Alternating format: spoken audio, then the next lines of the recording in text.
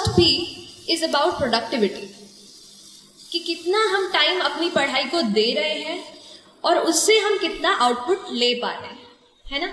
कई बार ऐसा होता है कि हम 10 से 12 मतलब है ना बिल्कुल गिन करके बैठे हैं, सुबह से इतना टाइम लगा रहे हैं, पर फिर भी अगर हम एंड में देखते हैं तो हम उतने टेस्ट सॉल्व नहीं कर पाते। क्या आपके साथ ऐसा हुआ है?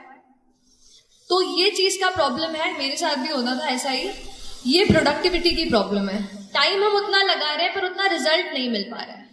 तो उसके लिए तो एक चीज ये की मैंने कि जितने भी डिस्ट्रैक्शन हमारे एनवायरमेंट में होते हैं, जैसे कि हमारा फोन सबसे बड़ा, उसका जो यूट्यूब का ऐप है, उससे जो रिकमेंडेड वीडियोस में हम चले जाते हैं, उन चीज़ों को थोड़ा सा मैंने कम किया। उसके अलावा और भी जितनी चीज़ों में हम इन्वॉल्व रहते हैं इंटरनेट पर पढ़ाई के अलावा, उनको मैंने थोड़ा सा लिमिट करने की कोशिश की। और दूसरी चीज़, कहीं ना कहीं अपने आप को एक थोड़ा सा टाइम टेबल में बांधने की कोशिश की। हमारा हर दिन अलग होता है ना। कभी किसी दिन पढ़ने का मन करता है, कभी किसी दिन पढ़ने का मन नहीं करता है, लेकिन फिर भी हमको एटलीस्ट 5 to 6 आवर्स मैं कहूँगी, अगर आप किसी भी एग्जाम की तैयारी कर रहे हैं, माफ कीजिएगा आप लोग पीछे बैठे हैं, मैं आपको देख नहीं पा रही हूँ, बट तो किसी कोई भी एग्जाम जो है वो 5 to 6 आवर्स आपको रोज मतलब मैं कहूँगी कंसिस्टेंटली आपको देने की जरूरत है ना।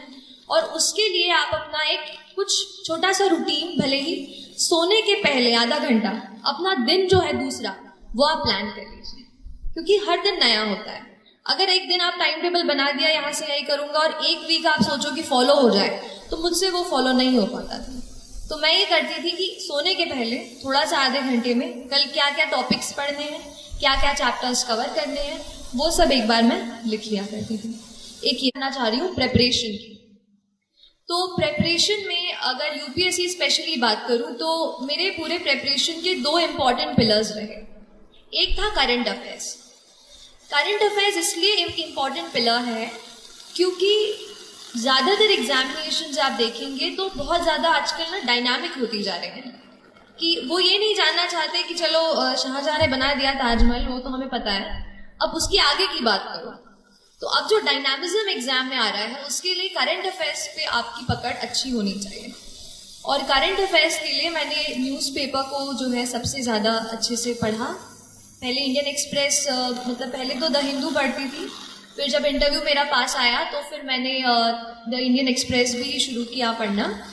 और जो भी आप हिंदी माध्यम में अगर कुछ बच्चे दे रहे हो तो आप उस तरीके के न्यूज़पेपर पढ़ सकते हैं, लेकिन न्यूज़पेपर आप हमेशा पढ़ें, क्योंकि न्यूज़पेपर बहुत ज़्यादा अपने आप को चीज़ों को समझने में, हमारे आसपास एनवायरनमेंट में क्या चल रहा है वो पता करने के लिए आपको हेल्प करेगा।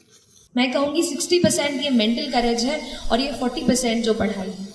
तो उस मेंटल करेज को बिल्ड करने के लिए 2 एम है। एक है माइंडसेट, कैसा आप अपने दिमाग को ट्रेन करते हैं। देखिए एक बात होती है, जैसे आप खड़े हैं वहां पर, चलिए आपको नहीं कह रही, जैसे हम कभी पढ़ते हैं तो हमें लगता है कि आज मैं बहुत थक गई हूँ, आज बिल्कुल पढ़ने का मन नहीं है, अब तो पढ़ ही नहीं पाऊंगी। तो ये क्या है, आपका दिमाग आपको बोल रहा है कि आप नहीं कर सकते, आप नहीं कर सकते। हम अपने दिमाग से कई बार कंट्रोल हो जाते हैं। हमें करना यह है कि हमें अपने दिमाग को कंट्रोल करना है। हमें उसको बताना है कि नहीं, आज अगर मैंने सोचा है कि मुझे ये चैप्टर कंप्लीट करना है तो मैं करके रहूं। तो आपको अपने दिमाग को कंट्रोल करना होगा, ठीक है। जब तक हम अपने माइंड को, अपने हार्ट को नहीं एक जगह फोकस कर पाएंगे, तब तक हम अच्छे से फोकस नहीं कर पाएंगे। तो ये चीज़ आप अपने आप को ज़रूर बताते रहिए। और जो दूसरा एम की मैं बात करती हूँ वो है मोटिवेशन। तो कई बार ऐसा पूछते थे, मैं भी जब पढ़ रही थी तो इंटरनेट पे ऐसे यूट्यूब पे सर्च करती थी हाउ टू स्टे मोटिवेटेड। तो लेकिन वो चीज़ मुझे बाद में समझ आई कि बाहर का कोई इंसान मुझे नहीं बता सकता कि how will I stay motivated. तो फिर थोड़ा अंदर मुझे झांकना पड़ा और तब मुझे समझ आया कि मैं कैसे मोटिवेट हूँ। तो फिर जब आपको मन करे ना कि आज तो हो गया, आज बहुत पढ़ाई कर ली, तब अपने आप से पूछो कि ऐसा क्या है जिसने मुझे पुश किया कि मैं ये करियर चुनूं। ऐसा क्यों है कि मैं एसएसबी के एग्जाम के लिए बैठ रही हूँ या बैठ रहा हूँ। Why is it? अगर आपका वाई तगड़ा है ना तो आप पूरी जर्नी से अच्छे से निकल जाओगे। इसलिए अपने वाई को, why do you want to join the civil service, why do you want to clear this exam, that is very very important. So don't start कि अगर करूंगा तो अच्छा वो मिल जाएगा, प्रेस्टीज मिल जाएगी. अगर आप प्रेस्टीज को सोचकर अगर आप सिविल सर्विस का एग्जाम देने जा रहे हैं तो माय डियर फ्रेंड्स, ज़्यादा दिनों तक वो आपको मोटिवेट नहीं रख पाएगा. मोटिवेशन आपको कहीं ऐसी जगह से आना चाहिए कि अगर आप कहीं जा रहे हो, किसी बच्चे को देख रहे हो, किसी दुकान पर काम करते हो, तो क्या आप ये सोचते हैं कि वो बच्चा वहाँ पे नहीं होना चाहिए, वो बच्चा अभी स्कूल में होना चाहिए. क्या हम कुछ कर सकते हैं अपनी पढ़ाई से? क्या हम किसी ऐसे पोजीशन पे पहुंच सकते हैं कि उस बच्चे को वहां से निकाल कर स्कूल में भर्ती करा दें? तो ये चीज आपको मोटिवेट करनी चाहिए.